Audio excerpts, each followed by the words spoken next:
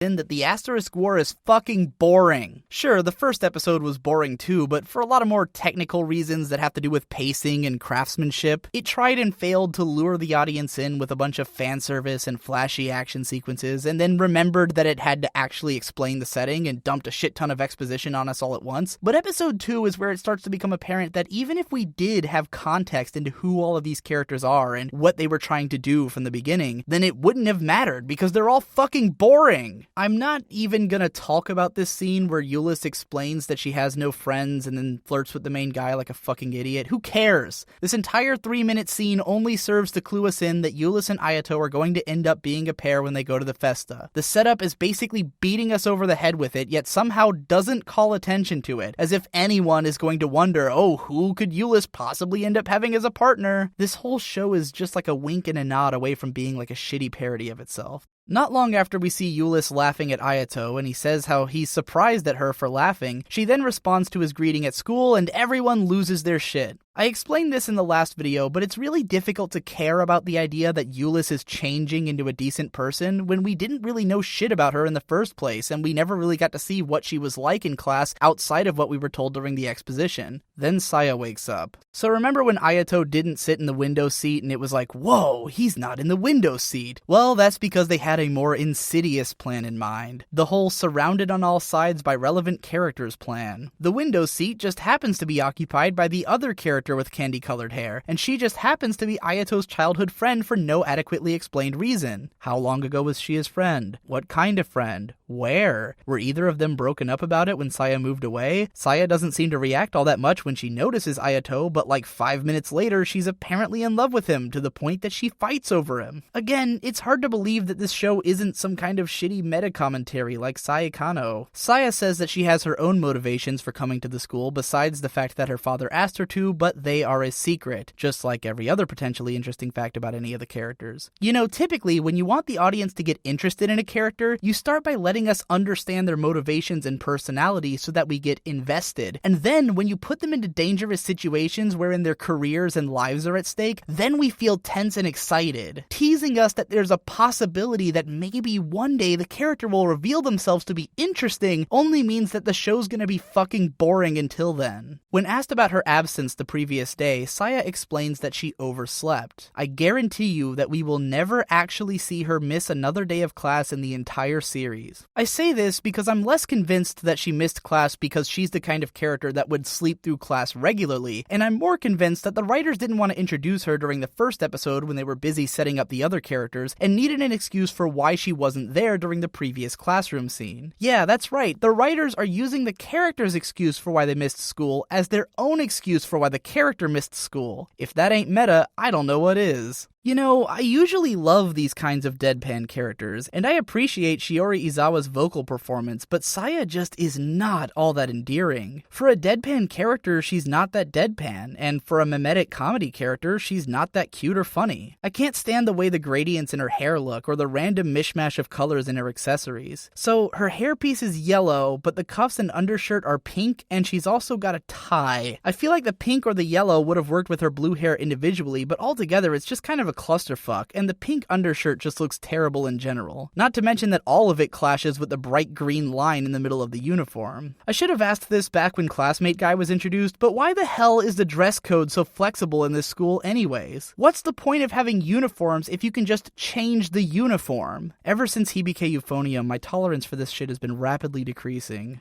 After class is over, Euless gets ready to take Ayato on a tour of the school and town that I didn't talk about before because it was boring, and then everyone just stands around in the classroom forever while the girls act like a bunch of catty, flirty bitches. That's not me being misogynistic, it's just how the show treats its female characters. A bunch of catty, flirty bitches who've got nothing better to do in their life than fight over who gets to serve some shitty, boring guy. If this is supposed to be an escapist fantasy or something, then I really want to know what guy's fantasy is to be constantly fought over by a bunch of annoying, boring dumbasses. So then Euless gives Ayato and Saya the tour of the school, and all I could think was, why the fuck do I have to see this? None of these locations seem like they're going to be relevant at all in the future, and the way the scene is edited just doesn't give any sense of where they are in relation to one another anyways. I get that this scene is mostly played up as a joke, since Saya ends up being the one who's impressed with all the faculties, and the joke is that she would have made a really shitty tour guide to begin with, but imagine how easy it would have been to make this scene more interesting. This show takes place in a futuristic sci-fi world, and they decided to show us a fucking cafeteria. Why not have her show him the training facility, which we'll be seeing them use in episode 5, or the room with all the scientists and the weapons and shit, which comes up later in this very episode? Anything would have been more interesting than 3 boring-ass locations as the setup to some dumbass joke that means nothing for the plot of the episode. Ayato just fucks off afterwards to get drinks, and none of it mattered at all. While Ayato is away, Euless and Saya get back to arguing over who his dick belongs to, and Saya drops some hints that Ayato is supposed to be crazy strong, if we hadn't realized already. Then the pair gets attacked by the yellow arrow assailant again, and this time we see that it's a guy in a fucking hood.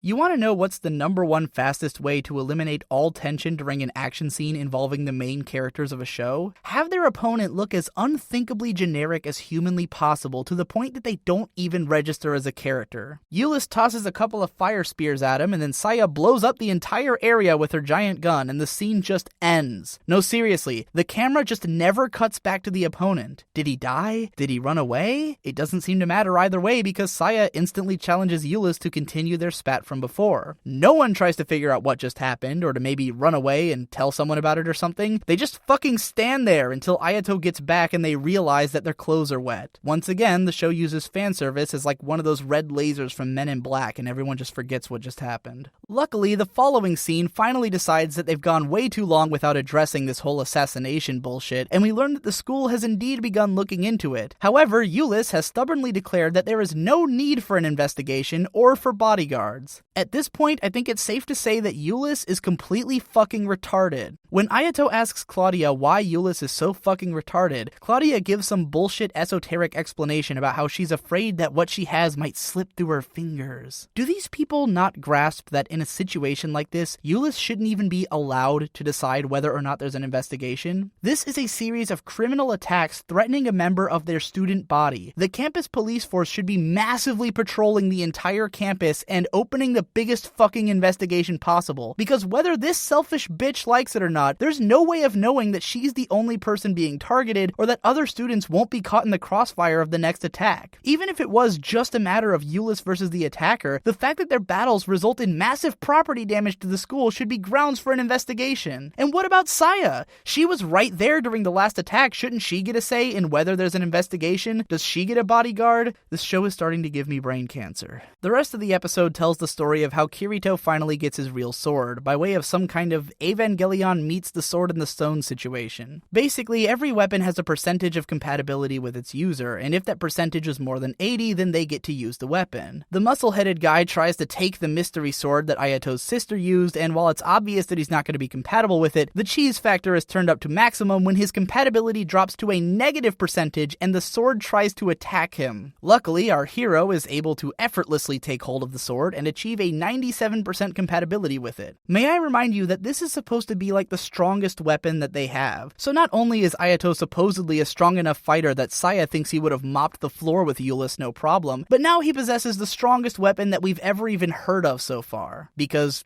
who needs narrative stakes, am I right? I'm half expecting to find out later that his sister's soul is actually inside of the sword somehow, and if that turns out to be the case, then I sincerely hope that this video gets released before then. I promise I wrote this when there were only 7 episodes out, you just have to take my word for it. The episode finally ends on some fan service teasing where Ayato comes to Claudia's room while she's finishing up a shower, but we'll have more to say about that next time. For now, we finally made it to the end of this boring-ass episode. And what have we learned? That Euless is changing into a better person and falling for Ayato? Well, we pretty much figured that out from the beginning. That Ayato is going to be using his sister's sword from now on? Well, we knew that would happen as soon as we heard about the sword. That Saya exists? Who cares? She's completely irrelevant to the story and could have been introduced at any time and it wouldn't have made a difference. We didn't learn anything else about Euless' attackers, and in fact Euless herself seems to be actively trying to prevent anyone from learning anything new. All that really happened for most of this episode is that characters stood around flirting and bickering. What a great show. totally earning that 7.3 Mal score. Why did they waste a pretty decent ending theme on a show like this? Written by Rasmus Faber and sung by Maya Sakamoto, these are people that you typically find working with fucking Yoko Kanno, generating some of the most legendary singles in anime song history. You really want to slap that kind of thing on a generic shitpile like the Asterisk War? I mean, the opening theme wasn't bad either, but at least it was every bit as generic and interchangeable as everything else in the show. You might as well be consistent with stuff like this. You know,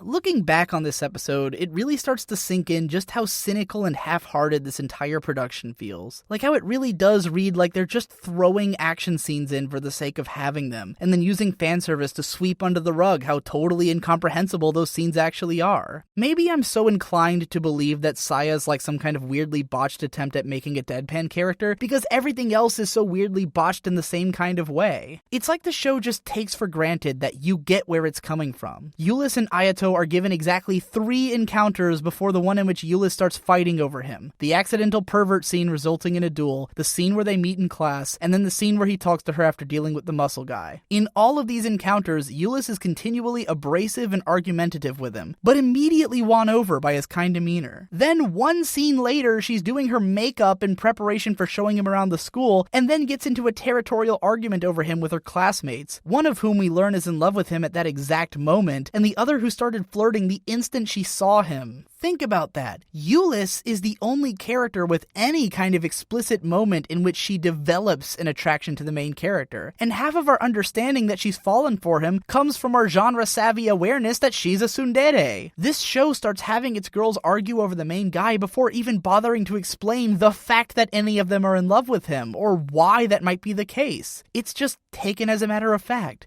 They're girls, they have speaking lines, and they're in a light novel adaptation. What else could they be there for? Every scene feels like it's just taking off a box on a checklist. Introduce concept that Festa has to be done in pairs, check. Introduce love triangle, check. Action scene, check. Actually calling attention to the only apparent overarching plot thread, check. Note, that's calling attention to, not actually progressing. Getting the main character's weapon and proving that he's a badass, check. Tits, check. Each sequence begins and ends either just by cutting in and out at random or by Claudia telling Ayato where to go. Enemies just disappear when the fighting is over. Claudia walks Ayato to the sword room and then calls him to her room later that night. And the scene at the start of the episode is delivered as a flashback during Ayato's morning jog just so that they'd be able to cut in and out of it without worrying how to organically transition from the end of the last episode. This is why I tend to think of A1 Pictures as the McDonald's of anime studios, because a lot of their shows feel like they were put together on an assembly line. I don't know how bad the original light novels for this series were, and I don't know how much the staff is to blame for failing to change it. Both of the directors have been involved with shows that I kind of like, such as Saki and A-Channel, but one of them was also the guy who directed Dragonaut the Resonance, which was the seasonal laughingstock of fall 2007, so make of that what you will. Honestly though, it's hard for me to blame anyone when I look at something like this. It's hard for me to imagine that anyone here didn't know exactly what they were making. They just did it because it's their job.